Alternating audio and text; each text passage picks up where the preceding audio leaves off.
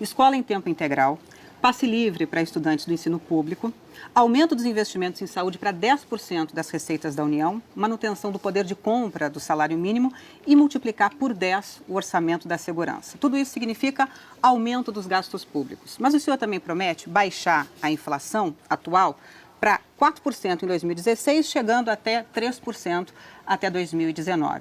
E isso, segundo economistas, exige cortar pesadamente gastos públicos. Ou seja, essas promessas se chocam, se batem. Qual delas o senhor não vai cumprir? Patrícia, na verdade, só há uma promessa, que é melhorar a vida do povo brasileiro.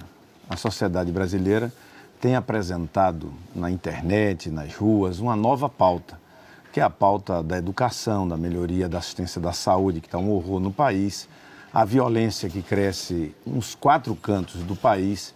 Nós temos que dar conta de melhorar a qualidade de vida nas cidades, onde a mobilidade também é um grave problema.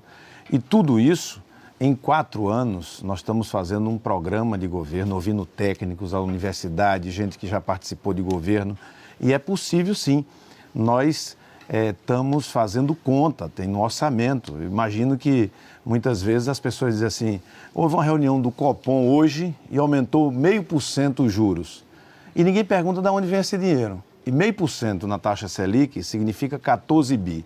O passe livre, que é um compromisso nosso com os estudantes, custa menos do que isso. Então, nós estamos fazendo contas para, com planejamento, em 4 anos, trazer a inflação para o centro da meta, fazer o Brasil voltar a crescer, que esse é outro grave problema. O Brasil parou e o crescimento também vai abrir espaço fiscal. Tudo isso com responsabilidade na condução macroeconômica. Banco Central com independência, Conselho Nacional de Responsabilidade Fiscal, gente séria e competente governando, fazendo a união dos competentes, dos bons. O Brasil pode ir muito mais longe. Agora, candidato, o senhor então está querendo dizer que pretende deixar de gastar aqui para gastar ali, mas isso não significa necessariamente cortes pesados, né? Não são cortes. Então, os economistas dizem que para combater a inflação seria necessário isso, cortes severos mesmo. Como é que o senhor pretende fazer isso?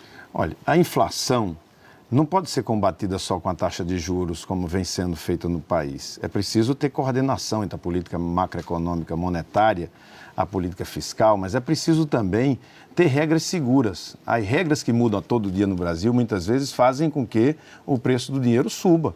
O chamado custo Brasil, a falta de logística que encarece o produto que vem do mundo rural, da própria indústria, a falta de ferrovia, de rodovia, que o Jornal Nacional mostra tantas vezes aqui, de portos, encarece o país. Então, o Brasil precisa enfrentar a inflação porque ela está corroendo o salário. As pessoas estão percebendo, quem está nos assistindo tem percebido que o salário não dá para o mês inteiro. Os aposentados, os assalariados, que vivem por conta própria do seu esforço, percebem o compromisso com o centro da meta de inflação e a retomada do crescimento. Então, o senhor não acha que seria justo dizer para o eleitor que o próximo ano será um ano difícil, duro, com remédios mais amargos? O ano difícil está sendo já esse, Patrícia, porque a gente vai ter um crescimento de menos 1%. O Brasil está perdendo. Sem aumento da tarifa. O Brasil perdeu de 7-1 dentro do campo de futebol, na Copa, e está perdendo também de 7-1 fora do campo, porque é 7 de inflação, com a presidenta guardando na gaveta dela para depois da eleição o aumento da energia e o aumento do combustível, mesmo assim com menos de 1 de crescimento. Mas vai ser um ano difícil? Eu acho que vai ser um ano que nós vamos terminar melhor do que o ano de 2014, porque nós vamos enfrentar os problemas. A pior coisa na vida de uma pessoa, de uma família e de um governo é a gente ficar escondendo os problemas e não tendo coragem, humildade, dizer, estamos com um problema, vamos resolver o problema? Nós estamos com um problema, por exemplo, na questão da energia. Não seria muito melhor dizer, choveu menos do que deveria, não investimos tanto, por que a gente não criar todo um esforço de eficiência energética, como a Europa está fazendo, premiar quem faz as mesmas coisas, seja na indústria, no comércio ou em casa, com menos energia. Tá, vamos mudar de assunto. O senhor se articulou com o ex-presidente Lula e com partidos políticos para eleger sua mãe, a então deputada federal Ana Reis, ministra do Tribunal de Contas da União. O senhor considera isso ético? Não foi uma forma de nepotismo? Veja, Boni, se a nomeação fosse minha, né? Se dependesse da minha nomeação enquanto governador, seria nepotismo. Eu quero te dizer que eu fui o primeiro governador a fazer a lei de nepotismo no estado de Pernambuco. Ela, Ana, era funcionária pública de carreira por concurso da Justiça. Elegeu-se deputada por 2 vezes, com votações crescentes, fez mandatos respeitáveis. A Câmara foi chamada a eleger um parlamentar para uma vaga no Tribunal de Contas. Ela se candidatou. Outros deputados se candidataram, como o ex-presidente da Câmara, Aldo Rebelo. Ela disputou uma eleição com vários deputados. Ela foi a única mulher que ganhou no voto, com a votação muito grande, e foi ser ministra. E tem feito um trabalho como ministra do Tribunal de Contas que todos reconhecem como um trabalho digno, sério. Certo, mas o que eu estou colocando em questão não são os méritos da sua mãe, não se trata disso. A questão é o senhor ter usado o seu prestígio, o seu poder para se empenhar pessoalmente num trabalho de catequese, numa campanha para que um parente seu ocupasse um cargo público e vitalício. O senhor acha que isso foi um bom exemplo para o país? Olha, na hora que ela saiu candidata com o apoio do meu partido, se fosse uma outra pessoa, eu teria apoiado. Por que eu não apoiaria ela, que tinha todos os predicados, tanto é que pôde registrar sua candidatura, pôde fazer a disputa? Eu nem votei, Bonner, porque eu não era deputado. Eu simplesmente torci, na hora que ela se candidatou, para que ela ganhasse. E ela tem feito um trabalho no Tribunal de Contas que tem o reconhecimento, inclusive, do corpo técnico do tribunal. O seu empenho pessoal, o senhor não vê nada de errado no seu empenho pessoal nesta eleição? Não. Ok. Ainda nesse ponto, candidato, o senhor indicou um primo seu e um primo da sua mulher para trabalhar no TCE, que é o órgão responsável por fiscalizar as contas do Estado quando o senhor era governador de Pernambuco. Como é que fica a isenção nisso? Na verdade, eles se candidataram na Assembleia Legislativa em vagas que eram próprias da Assembleia Legislativa. Um deles e um outro foi indicado, como ele foi desembargador eleitoral, tinha todos os predicados jurídicos para fazer exatamente esse pleito e foi votado pela Assembleia Legislativa. Mas foram indicados pelo senhor? Não. Marcos Loreto... Para julgar suas contas? Não, para julgar minhas contas, não. Eles foram indicados para vagas no Tribunal de Contas, um pela Assembleia Legislativa, não há nenhuma indicação, a vaga era da Assembleia, pessoas podiam se candidatar e ele não estava impedido por lei de se candidatar. E um outro que foi indicado na vaga do Executivo, respeitando a legislação em vigor. Então, o senhor não vê conflito nisso. Se o senhor fosse eleito presidente hoje, o senhor manteria esse comportamento no governo federal, sem problema nenhum? Eu acho que a gente precisa, na verdade, sobretudo agora que vamos ter 5 vagas no Supremo Tribunal Federal, o Brasil precisa fazer uma espécie de comitê de busca. O que é feito para os institutos de pesquisa, juntar pessoas com notórias especialidades e conhecimento para fazer, ao lado do presidente, a seleção de pessoas que vão para esses lugares vitalícios. Aliás, eu acho que o Brasil deve fazer uma reforma constitucional para acabar com esses cargos vitalícios que ainda existem na Justiça. É preciso ter os mandatos também no Poder Judiciário, coisa que existe em outras nações do mundo, de maneira a oxigenar os tribunais e garantir que esse processo de escolha seja um processo mais impessoal.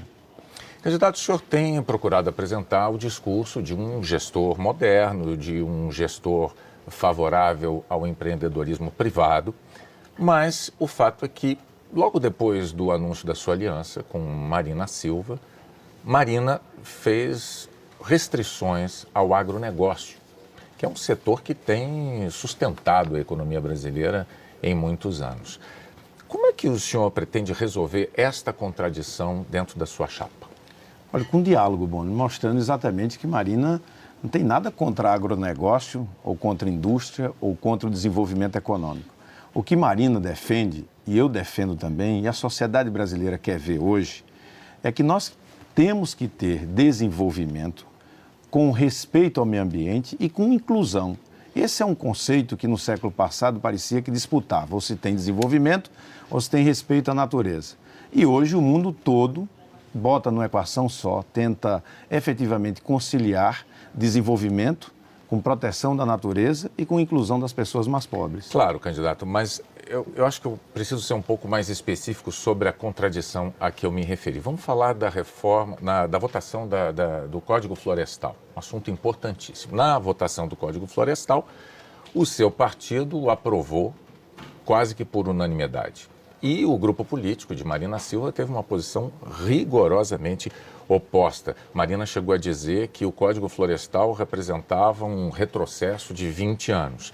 A questão é, como é que o eleitor pode se convencer da coesão da sua chapa se os dois candidatos têm visões tão opostas, tão antagônicas em relação a esse assunto? Absolutamente. Nós temos uma visão, uma aliança que não é feita em cima da minha opinião, da opinião de Marina, em cima de um programa que tem a participação da academia brasileira, de diversos estudiosos, cientistas, militantes do movimento social, que tem nos ajudado a construir um programa que vai ser lançado nos próximos dias, exatamente para não ter uma coisa de uma aliança pessoal, uma aliança de personalidades, mas uma aliança de pensamento. Mas eu apresentei um caso concreto, em que houve posições bem diferentes. Dos dois lados cedeu em relação a esse assunto para chegar a um consenso? Nesse caso em particular, eu defendi as posições de Marina. Né? Na nossa bancada, ela rachou, na verdade. Teve muita gente que era ligada a estados onde o agronegócio tinha mais expressão, que não votou com orientação partidária, mas eu defendi a posição que foi representada por Marina. Só 2 votos no seu partido foram contrários. Exatamente. E eu me coloquei solidário à posição dela. Ainda sobre coerência, o senhor e o seu partido foram colaboradores próximos do então presidente Lula. O senhor, inclusive, foi ministro em 2005 do governo dele, exatamente quando o escândalo do Mensalão veio a público e o senhor não deixou o cargo. O senhor só se afastou do governo Dilma quase 3 anos de um mandato de 4, foi no fim do ano passado. O que o senhor diria aos críticos que afirmam que o senhor abandonou todos esses anos de colaboração a Lula e Dilma pela ambição de ser presidente da República? Não se trata de ambição, se trata de um direito. Na democracia, qualquer partido pode lançar um candidato, pode divergir, porque você apoiou, você não está condenado a apoiar quando você já não acredita, quando você já não vê, não se representa naquele governo. Mas o senhor levou quase 3 anos de um mandato de 4 para sair do governo, para deixar de apoiá-lo. Não é tempo demais, candidato? Não, se você for ver, isso aconteceu antes. Já em 2012, nas eleições de 2012, nós já enfrentamos o PT em várias cidades, inclusive no Recife. Quando a presidenta apoiou o Renan e o PMDB para a Câmara, o Renan para o Senado, o PSB já apoiou outros candidatos. Nós já vimos num processo de afastamento, claro, do governo. Por quê? Porque esse governo é o único governo que vai entregar ao Brasil pior do que recebeu. Nós vamos estar pior na economia, pior na questão da violência, pior na logística, pior na relação externa com o resto do mundo. Ou seja, e aí nós estamos oferecendo um caminho para que o Brasil volte a crescer. Mas o senhor apoiou durante mais de 10 anos esse governo. O que aconteceu nesse meio do caminho? O que aconteceu é que aquilo que foi prometido, que o Brasil ia corrigir os erros e aprofundar as mudanças, não aconteceu. Tantas pessoas que votaram na Dilma e se frustraram, tantas pessoas que estão nos assistindo, que viram agora um governo que valoriza no seu centro a velha política, um governo que deixou a inflação voltar, um governo que está fazendo derreter os empregos. Agora, o que o povo quer é alguém que dê solução a isso. E eu e Marina entendemos que para dar solução a isso é fundamental um novo caminho. Porque PSDB e PT há 20 anos governam o país. Se a gente quer chegar a um novo lugar, a gente não pode ir pelos mesmos caminhos. Candidato, chegou aquele momento em que o senhor agora se dirige ao eleitor para expor aqueles projetos que o senhor consideraria prioritários, caso eleito. Eu queria ter a oportunidade de falar com você de todo o Brasil. Eu governei o estado de Pernambuco por 2 vezes. Fui reeleito com 83% dos votos e deixei o governo com mais de 90% de aprovação. Governei com pouco, porque governei um estado do Nordeste brasileiro com muita pobreza e botei o foco naqueles que mais precisam. Então aprendi a fazer mais com menos. Agora, ao lado da Marina Silva, eu quero representar a sua indignação, o seu sonho, o seu desejo de ter um Brasil melhor. Não vamos desistir do Brasil. É aqui onde nós vamos criar nossos filhos, é aqui onde nós temos que criar uma sociedade mais justa. Para isso, é preciso ter a coragem de mudar, de fazer diferente. de reunir uma agenda, e essa agenda que nos reúne, a agenda da escola em tempo integral para todos os brasileiros, a agenda do passe livre, a agenda de mais recursos para a saúde, a agenda do enfrentamento do crack, da violência. Okay. O Brasil tem jeito, vamos juntos. Acabou o tempo, eu peço teu candidato. voto. Obrigada pela sua participação. Amanhã a entrevista será com a candidata do PT à reeleição, Dilma Rousseff. Daqui a pouco, os Estados Unidos ampliam a ajuda a refugiados no Iraque. A Ucrânia suspeita da ajuda humanitária enviada pela Rússia.